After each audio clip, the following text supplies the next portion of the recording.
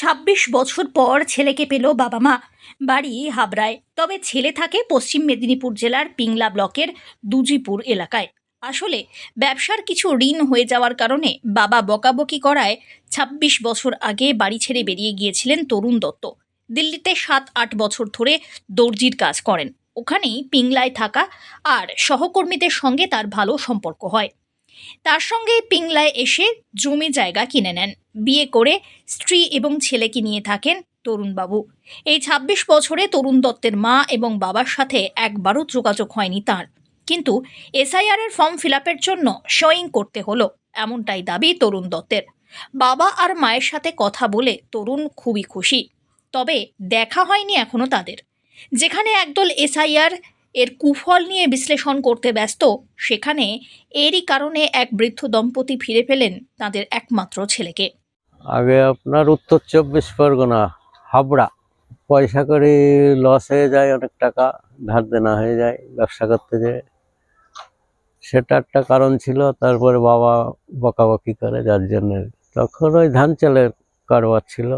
রাগে অভিমানে চলে যাই। প্রথমে দিল্লি চলে গেছিলাম। দিল্লি ওই রেডিমেড পোশাকের কাজ, যেটা আর কি দর্জি বলে, ওই ধরনের।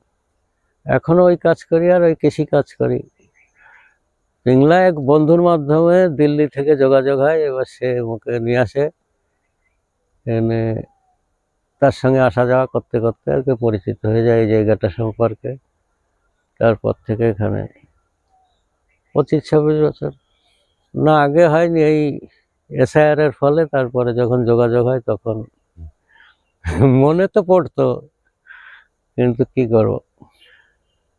এখন আপনার ওই এসআইআর করতে যে নাম ঠিকানা, এখানকার ভোটার লিস্ট থাকলে তো হবে নি, 2002-এর দিতে হবে। আর 2002-এ আমার ওখানে নাম ছিল, সেই নাম দিতে যে এবার বাবা চেষ্টা করছে তার ছেলের নাম তোলার জন্য, সে পারেনি। সে যখন তখন বিএলওকে ধরছে, আমার ছেলের নামটি তুলে দাও।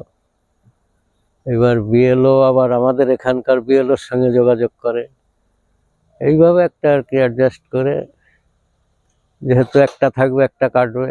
ব্যুরো রিপোর্ট, আজ বাংলা।